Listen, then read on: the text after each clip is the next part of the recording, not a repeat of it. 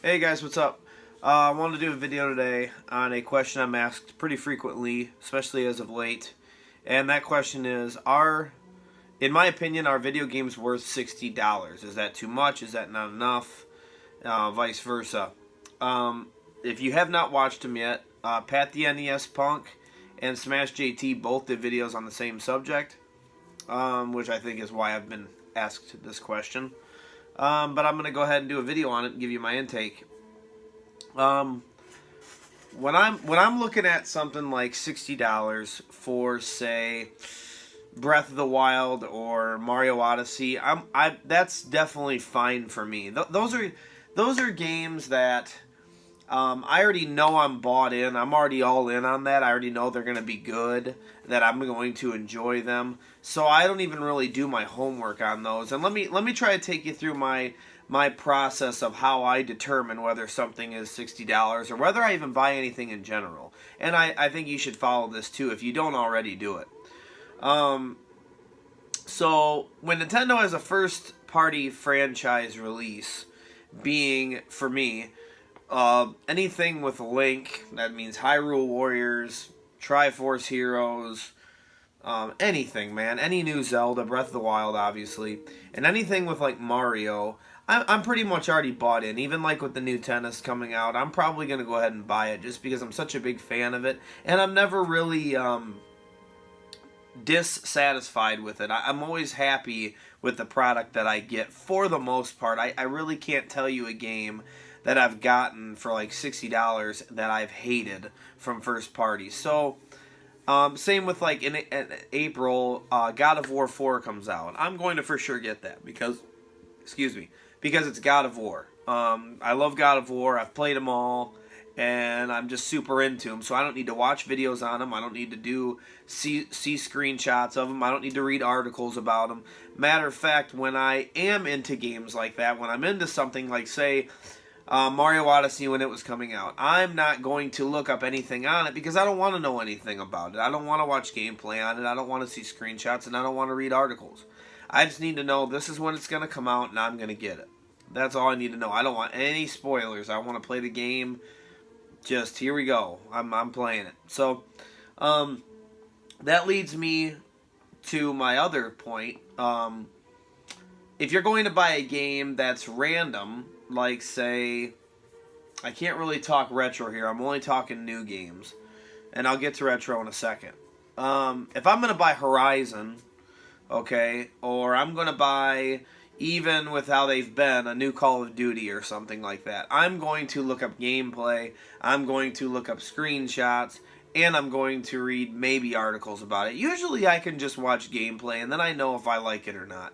And that's going to tell me whether a game is worth $60 or not. And I think this whole thing is just a definite personal preference.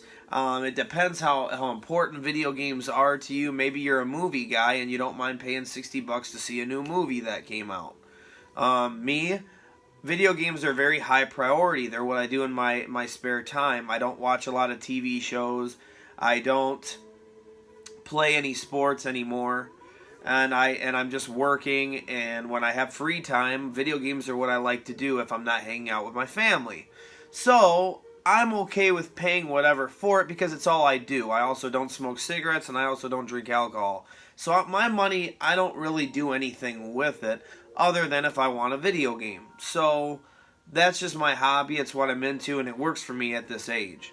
So, anything is worth anything to me, if that makes any sense. If a game's good enough, if Mario Odyssey would have been $80, Mario Odyssey would have been worth $80 to me.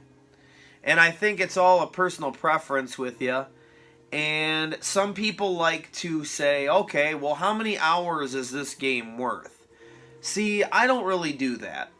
You can be technical about it and say, okay, I beat this game in 10 hours. I paid this much for it, so the mathematical thing is I paid this per hour. If you want to do it like that, then that's your opinion, but I don't really do it like that. I think as long as I'm having fun, and as long as another thing is you get to keep these games, so as long as it's a new game in my collection that I can have, that I can always go back to, then I think it's worth it. But I pretty much know what I want to buy. Like, I don't ever buy something that I'm like, wow, I shouldn't have even got that. Like, it really doesn't happen to me too often because you just got to do your homework, man. We have the internet, guys. You can just get on YouTube and you can look up gameplay. People play stuff at E3. People play stuff well before it's out, and you can watch gameplay and go, yup, I'm gonna like that. I mean, it's pretty simple. So that brings me to my point. That's my new games. So do I think games are worth $60? Sure. Yes, I think they're worth $60. Now, when you're talking retro, retro can go everywhere, man. And a lot of times retro games like NES games are a lot shorter. So this is where it falls into, okay, I beat this game. I beat Mike Tyson's Punch-Out in 20 minutes. Or I beat Contra in 20 minutes, and I paid this much for it. I still think it's just your personal preference, and I have fun with these games, and they're part of my collection, so I always think they're worth it. And with retro, I gotta be a little careful. Like, if I don't know about something, I might have to look it up, see screenshots, and with retro, you gotta see if you can get it cheaper anywhere. You gotta see what the going rate is, because it changes all the time. So that's really just how you feel. Don't ever buy something where you feel like you're robbed. Like, don't go pay $130 for Mega Man 7 on Super Nintendo if you don't want Mega Man 7 in your collection. If you just want to play Mega Man 7, maybe you want to go a different route. Maybe you want to just, get an emulator, which I would never go with. Or maybe you want to get some type of copy that's fake, and they just, that's the game though, but it's not a real, authentic one. You don't care about it for collecting purposes, then that's fine too. Whatever you want to do, I mean, I think that's kind of to say video games are not worth what they're worth, I think that's kind of ridiculous. I definitely think they're worth something. I have a lot of fun with them, and I think people, I don't know why it's a big deal now. You're getting a lot better, and don't take this the wrong way, you're getting a lot better quality game nowadays for the same price. Because back when PS2 was out, or PS1 was out, we were paying $50, $60 for games. And I think it was like $50. But why I say by quality of game is the graphics are a lot better nowadays, the cinematics are a lot better nowadays, a lot of times the games are a lot longer, and just the sound is a lot better. You have a lot of, technology has risen, so we're getting a lot better quality now for really the same price. And Pat the NES Punk, they talk about this too, and they say, if you look at inflation, we're actually getting them for cheaper because it stayed at that price point, yet times went on. We're paying the same prices that we paid in the 90s for what we're paying today. So if you want to look at it like technical like that, then technically you're getting it for cheaper. But one thing I do have a problem with that Ian brought up in the podcast that I think he made a very good point on is DLC. And this is my problem with DLC. It's not that it's there. It's not that it costs more. It's not. Even though I think it should just be in the game. But if later down the road with Mario Odyssey they come out with New Kingdom Pack or something where you get 3 more kingdoms or something like that with all these moons and stuff, I wish that you could just buy it ahead of time instead of doing the stupid season pass. I get that. I want to be able to pay a little bit more and just get the full game now. And the reason I say that is because by the time it comes out, say by the time a Mario Odyssey DLC comes out, like a real DLC, not the Luigi one, like a real one, where we got new kingdoms or something like that, I'm already moved on to something else.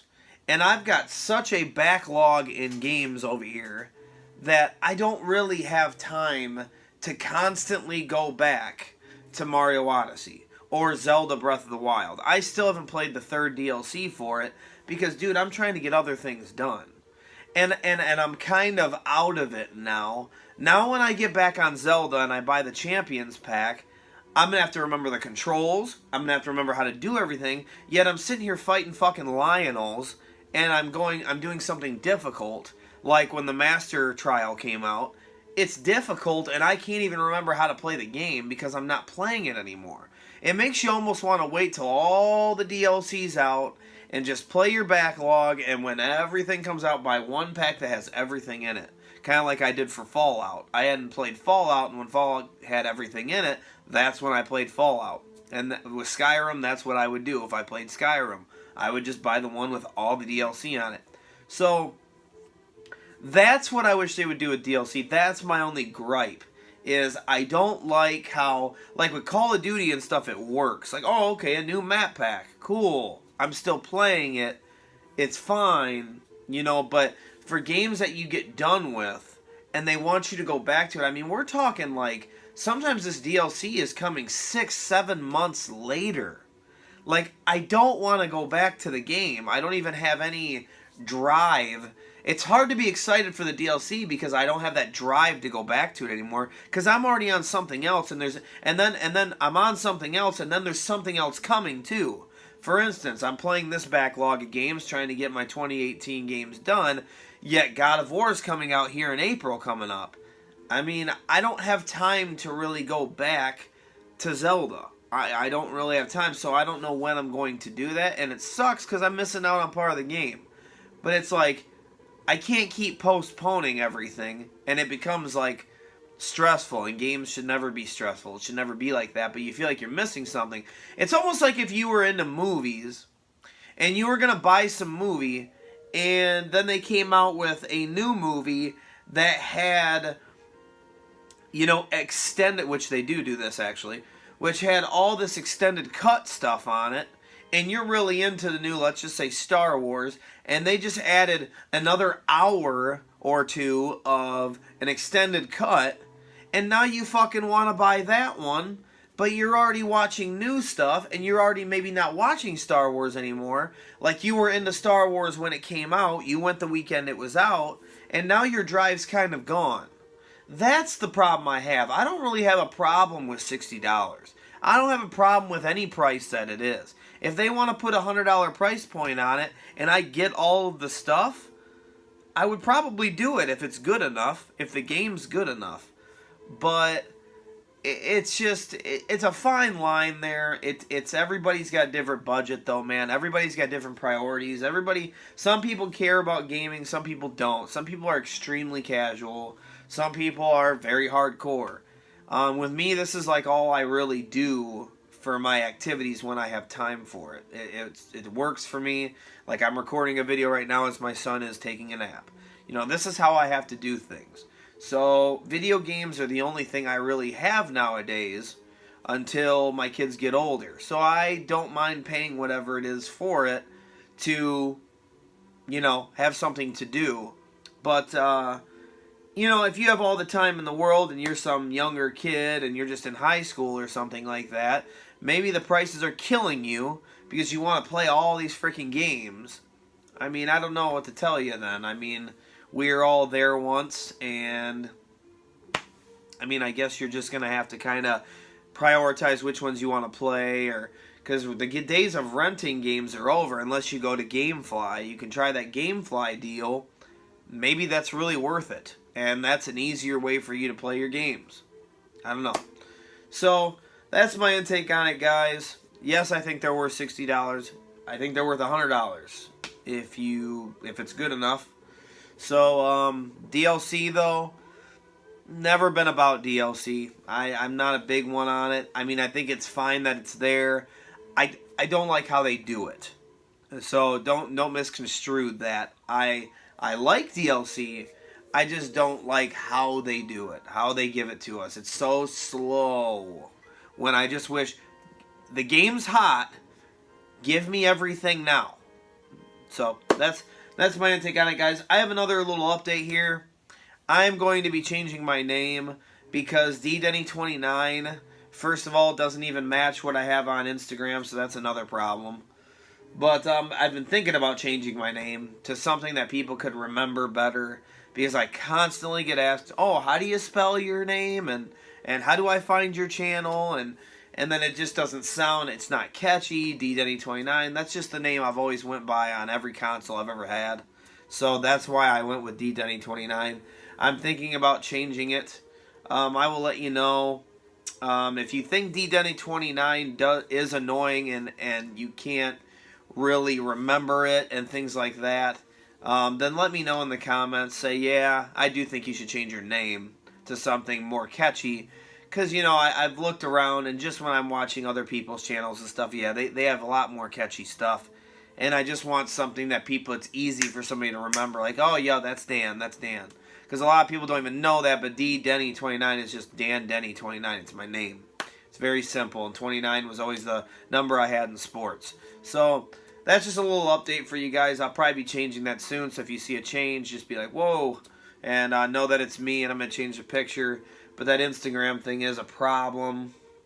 That is a problem, because now it's almost like I'd have to start another Instagram under the new name. So I'm going to have to see what I can do. Maybe I won't do it now because of that. I didn't even think about that. So let me know what you think.